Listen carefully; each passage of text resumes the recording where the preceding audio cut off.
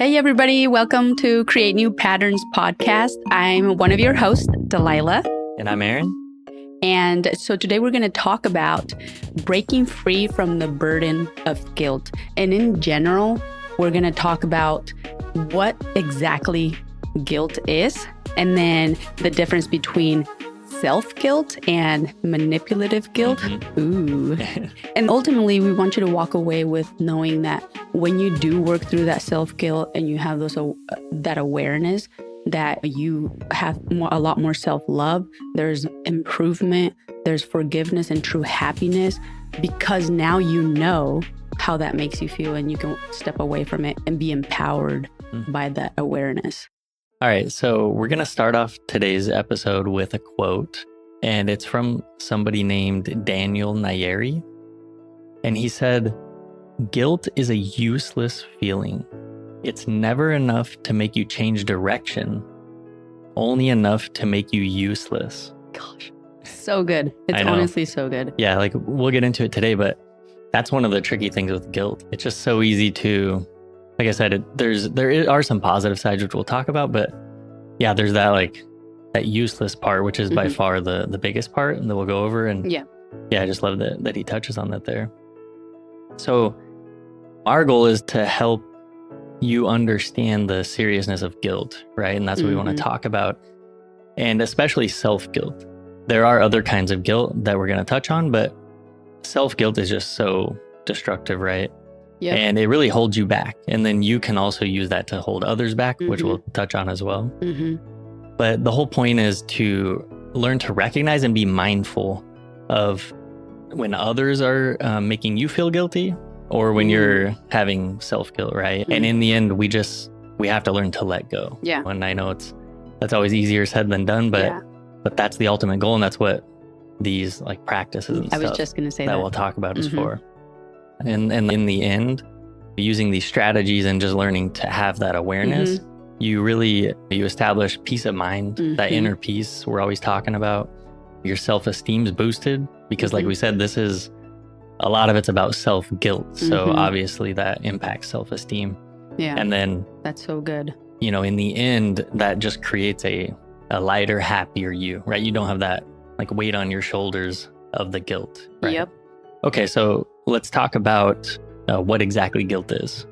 Yeah, that's actually a really good question. I feel like everybody actually knows in their body what it is, but when we actually put it into words, I want to talk about it in two different senses. There is the constructive side of it, and then there's the negative side. So I want to say at its worst is really disproportionate, meaning it's not really your fault that something happened, but you're still going to make yourself feel guilty about it. Well, and just on the disproportionate part as well, it can be something, it can be the tiniest little thing that nobody even cares about, but in your mind, you blow it up to be this. So it's irrational, right? Yeah. And we're going to get into a lot more about this one side of it, but on the constructive side, it reminds you that you can do better in the future. It's almost like a little nudge from your intuition almost, I want to say, that it says, hey, you overstepped your own boundaries. Yeah. So let's pull it back up and fix what you think you did wrong and analyze it, work through it, and let go of it, but learn from that lesson. Yeah, I was going to say that. I think that's the big key that we'll talk about is the constructive part comes when you have a strategy of letting go, ultimately. So you can learn the lesson, but then you're able to move on in a healthy manner. And that's really hard. And I want to talk about a story from the Dalai Lama. And for those of you who don't know who the Dalai Lama is, he is a spiritual Tibetan monk and renowned monk. He's amazing, okay? If you don't know who he is, Google him. He's awesome. Okay, so an elderly monk comes over to the Dalai Lama and he says, I can't do my yoga poses anymore. He's getting older and he's just not able to do it. So the Dalai Lama turns around to him and says something like, just don't do them. You're too old, right? Yeah. Then later, the Dalai Lama finds out, and it's going to make me cry. Sorry, because I'm super emotional about this kind of stuff. But later he finds out that this guy committed suicide because of what he had told him, right? So the reason this guy committed, or this monk committed suicide, was because in Tibetan Buddhism, they believe in reincarnation. And so for him, it was very logical. Like, okay, if I can just come back and reincarnate into a younger body, and then I can do these yoga poses. And of course, yoga for a Tibetan Buddhist is a very serious thing. It's very different than Western yoga, right? So I want to read to you guys what he said, because somebody asked him, how did you ever get over this feeling of guilt, of remorse? Because that's what he felt, right? The Dalai Lama felt like he was the reason why this guy had taken his own life. Yeah. And it was just a heavy burden for him. And it was unintentional, of course, but nonetheless, the guilt was there, right? And he said, the Dalai Lama said, I didn't. It's still there. I just don't allow it to drag me down and pull me back. I realized that being dragged down or held back by it would be to no one's benefit, not mine or anybody else's. So I go forward and I do the best that I can. Wow. That literally... Seriously, it just makes me want to cry. It reminds me of that opening quote too, of like, gosh, it takes so much, the level of enlightenment to realize that it doesn't benefit anybody, and there's nothing constructive about letting it destroy you. But I also it's profound that he said, like, he didn't get over it. That's what I wanted to touch on, because I think a lot of people think that you have to almost bury it or not think about that guilt, or that is a way. Or that it literally like disappears from your conscious mind. Like, yeah. So it almost releases us as non-enlightened people compared to the Dalai Lama and anybody that's out there listening. It almost, I feel anyway, that it releases me from being that I have to somehow get this feeling to disappear. So that's one thing that we want to talk to you guys about, that it doesn't. I mean, the Dalai Lama says sometimes it just doesn't go away. And he's the Dalai Lama. If he can't do it, imagine, let alone us, right? So it's a really good lesson to learn and take with us and say, hey, it's okay if we feel this way. Just don't let it drag me down. Yeah, so anyways, really, I wanted to share this. Sorry, I got a little emotional. I'm an emotional kind of girl. So next, we want to talk about the difference between self-guilt and manipulative guilt. If you remember in the introduction, we mentioned that there are different types of guilt, and we really wanted to distinguish between these two because they, like, honestly, the way I even really got exposed to manipulative guilt is realizing that I was doing it, right? And so many of us... Oh, so me telling you didn't make you realize it? It's tricky. No, honestly, I'm going to show some examples. Yeah, but that's good. The way we subtly manipulate others by making them feel guilty is, like, it's not good.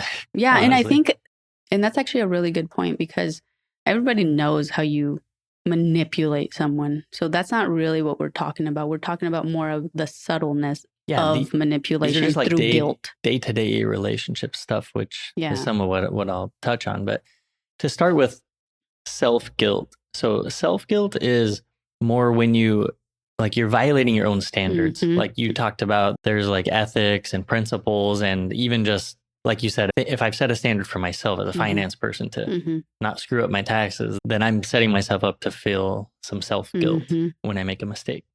So it's kind of like that, an internal alarm bell, right? But the manipulative guilt is about making other people feel guilty, but usually in order not to just make them feel guilty, it's usually in order to get them to behave in a certain way or do something you're wanting them to do, right? Without explicitly saying it. And it's really powerful. So as we transition into kind of how to deal with guilt and develop that awareness, I wanted to read a very quick parable that kind of touches on the letting go aspect. And it's called The Two Monks and the Woman. It's a Zen parable. Okay. So it says 2 monks, Tanzan and Ekido, were traveling together when they came to a river with a strong current. There they met a young woman who was unable to cross. Tanzan, without a word, picked her up and carried her across, setting her down on the other side. Makes sense. Yep. Ekido did not speak again until that night when they reached a lodging temple. Then he could no longer restrain himself. We monks are not supposed to go near females, he told Tanzan. Oh, Especially not young and attractive ones. It's dangerous. Why did you do that? Tanzan replied, I left the girl there. Are you still carrying her? oh gosh, that is Yeah, so good. it's simple, but it comes back to Mhm. everything we've been talking about, whether it's manipulative or self-guilt. It's that sometimes like that guilt and that worry is something we carry way longer than necessary. Yeah. We have to be willing. Yeah, the Tanzan knew that he did something he wasn't supposed to in the moment, but once that moment had passed, he processed it and let it go because guess what? What was it going to accomplish beating himself up? Yep. Nothing at all. It was just Yep. going to be destructive. So I just love that parable. It's just a great example of the where we want to get to, Yeah. right? Like we want to get to that level of just letting things, we can recognize that guilt, like you said, learn something from it. Maybe he Yeah. told himself, you know what, next time I'm not going to do that. But Yeah. then it was gone. We want to get to the constructive part Yeah. of the guilt. So moving on to developing that awareness, right? Mm-hmm. Some of the big ways for me, at least, that I develop awareness when I'm feeling guilty or whatever is just thinking about when you meditate and introspect or just during the day. Okay. Do you constantly feel a sense of guilt? Because it's yeah. hidden to people sometimes. Like I said, not most, but a lot of people are in such a constant Yeah. state of guilt, or it's become so normalized that But you they don't just- even know. yeah, Yeah. they don't realize it. So you just really stop and think, bring that presence in Yep. and realize, am I feeling guilty for various different things or whatever, right? Like different areas of your life. And that's required first. You can't go into the next step because the next step is delving into the why, Yeah. right? And Yeah. that's where really meditation and mindfulness practices, that's where they can really help you Yep. unwind those things and process them. But you have to have awareness first. So that's why, like I was saying, whether it's Mhm. yourself or when you're around family and friends or whatever, just try to practice being more Yeah. aware of guilt in all its forms when Mhm. you see it, right? And then more often than not, when you start asking why, it's probably going to be a bigger issue. Yeah. Not always, but we end up realizing, oh, it's because I feel not worthy Mhm. or something else, right? And then you keep asking why and why. And then before you know it, you start healing. And that's where we want to get to. Yeah, you end up back in some childhood memory Yeah. that you didn't realize was like screwing Dark up your night whole of life. the soul for 2 weeks, crying in your bed. I just described me. No, I'm just kidding. Some of the ways that I have developed some awareness is, one, I ask the question, am I feeling guilty beyond my control? Like that irrational guilt. Like there, like you were saying with your taxes, right? Like you, to some extent, you can control when you're doing your taxes, but to another extent, you just can't. It's out of your hands, right? Yeah. Mhm. And then another thing that I do is I start asking myself, is this feeling, whether I recognize if it's guilt just yet, is it productive? Mhm. Right? And usually when you realize that it's not productive, Which is most of the time. Yeah. exactly, then you start realizing, okay, it makes me feel negative. So what is this negative emotion? So then it might not end up being guilt, but a lot of the times it is. And this final step that I use is not necessarily something that you'll find on the internet, but I like to use it because it really puts things in perspective. And I always ask myself, would I judge someone so harshly the way I'm judging myself That's really about good, that? honestly. Because, man, even when I think back to that tax thing, like if it was someone else, Yeah, I you would wouldn't be have judged so them. I would have nice. been like, oh, you tried to do all that yourself like the Yeah. first time? Jeez. And so that really puts it in perspective for me and kind of makes me understand, like, oh, let me be more compassionate and let me be lighter to myself. It's crazy too, because this brings me to a really quick point that we are way more harsh on ourselves than we are on others. Well, At least I am. In I don't know. general. Yeah, in general, Yeah. right? There are some assholes out there. But Yeah. like, I feel like I'm really hard on myself versus if someone had made a mistake, I'd be like, oh no, don't worry about it. We got this. Well, and I think in the end, developing that awareness, like you said, then it lets you challenge the guilt, Mm-hmm. which is really that big first step. And then we think about the triggers, right? Yeah. Like you said, when you're delving into the why and stuff, Mhm. a lot of times you peel back the onion and it might be a Mhm. trigger that is different than at first glance. And then in the end, you have to have that self-compassion so that you can move on and let things go, Yeah. right? So today, in the end, we want you to understand the seriousness of guilt. I hope we've gotten that across, Yeah. talking about, all these examples and how it really holds you back and it holds others back. Like I just said in the story, Yeah. like held myself back and you back. It's Mhm. a lose-lose situation, honestly. And the actions, like I mentioned, of working through that is to challenge the guilt Mhm. first, right? So ask yourself if the guilt is justified, like Mhm. you mentioned, Yep. or if it's being imposed by someone else, which in that situation, there was really both of those sides, right? Yeah. And then the second thing you need to do is identify what is triggering you and setting off. Yeah, So, that's a good one. yeah, for me, it's being aware that when you say stuff like that, it's a potential trigger for me. And that helps me then be able to delve into the why. Mhm. And then in the end, the final step is once you know you've challenged it and whether it's justified, you've identified the triggers, Mhm. then you need to practice self-compassion. So That's my favorite, Yeah. honestly, because it really does help you release that burden on you and being like, oh my gosh, I can breathe. I'm not a perfect human. I make mistakes. And it actually takes you to the step where you can use guilt in a constructive way. yeah. So in the end, if you practice these steps, really understand the seriousness first, develop that awareness, Mhm. and then learn to challenge, identify the triggers, and then Mhm. practice self-compassion. When you learn to do that, you learn to let go of unnecessary guilt, like we've been talking about.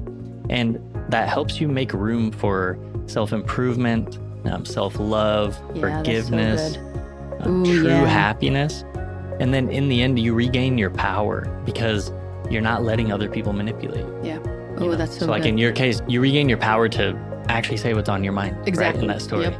Because you're not feeling manipulated. I just think it's so important for people to take this seriously and work through that stuff. All right, so we're going to close this episode with the Dalai Lama, since I said that amazing story about him. But he says, the correct expression instead of feeling guilty should be that of remorse and intelligent regret, deciding to do things different. Damn, Man, that's really good. That is so powerful because the whole intelligent regret, Mhm. I love that. Yeah, it's not just reactive or No. or something that is permanently weighing you down. Yeah. It has a purpose. I guess that's what the intelligent part Yeah. means, right? Okay, that wraps up today's episode. Thank you so much, everyone, for spending your time with us today. We really hope that our experiences and our thoughts have helped you in your own journey to overcome the not so positive things in life and come closer to finding happiness. We would really appreciate your support by following us today and sharing this with a friend. So please Yep. do. And we also value your feedback. So please make sure to visit our website at createnewpatterns.com, Mhm. sign up for our newsletter, and follow us on Instagram at createnewpatterns.evolve. And as always, keep pushing to create positive patterns in your life. Until next time. Bye.